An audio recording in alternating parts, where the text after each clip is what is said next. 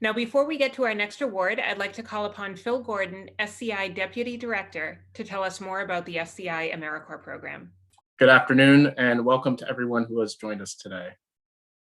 SCI is based in Woburn, and we are extremely proud of the ongoing impact that we have been able to make in our hometown as well as regionally.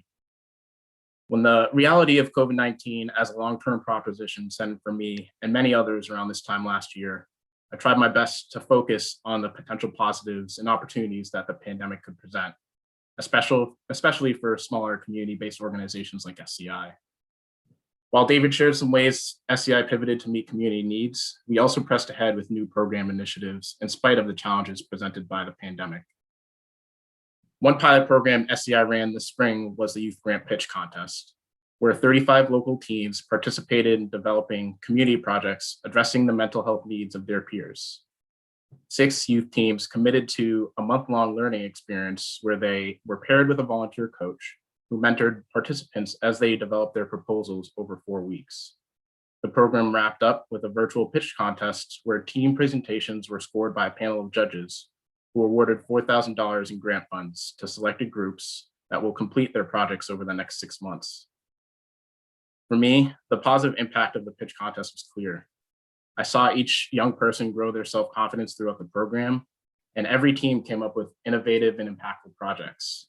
For example, one team from the James L. McCown Boys and Girls Club of Woburn received funding to conduct a free mental health workshop for middle school students, where mental health experts and a certified yoga instructor will teach how to identify emotions, manage stress, and connect the mind and body.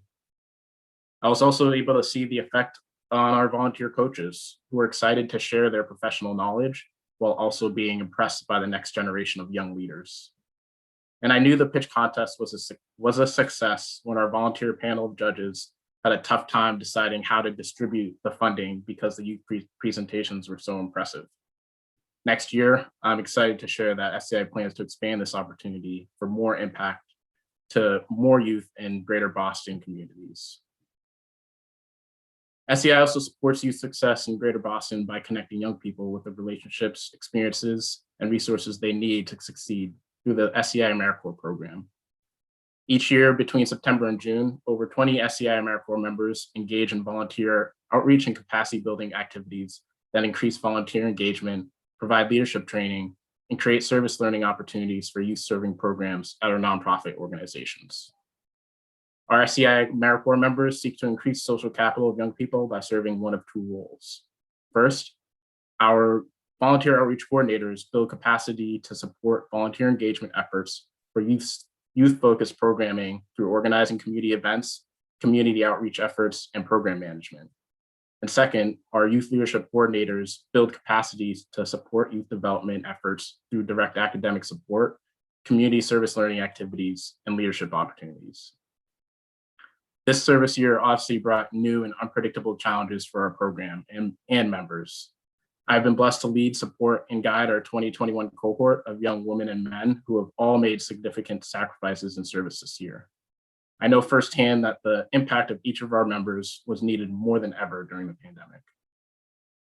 So now it is my honor to introduce SCI AmeriCorps Volunteer Outreach Coordinator, Liandra Reyes, who has been serving with us at SCI since September, and will share just a bit about her experience and impact this year. Thank you, Phil.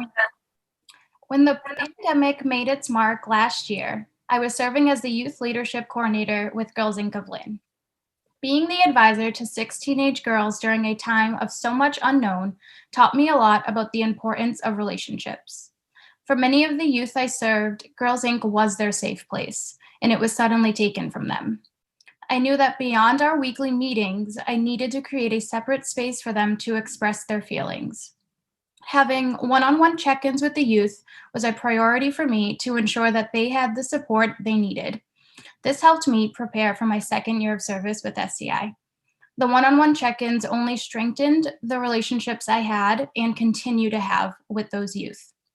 As a 2nd-year member, I knew it was important to continue the individual check-ins with the members of the cohort, as many of them would be starting their service year virtually. Having the check-ins meant creating a space for myself and the members to get to know one another even with the barrier of a screen. These check-ins led to friendships outside of Zoom and allowed me to build social capital for myself and others. Another way I built social capital was through emailing volunteers individually and calling seniors in the community to introduce myself and start making connections. I understood the importance of building trust and relationships in the community, especially as someone new to this community. I knew relationships were formed when many volunteers of all ages helped shovel the snow for the seniors during every snowstorm, some volunteers even going to multiple homes. I knew relationships were formed when the members of the community attended our Black History Month Film Fridays and contributed to rich discussions.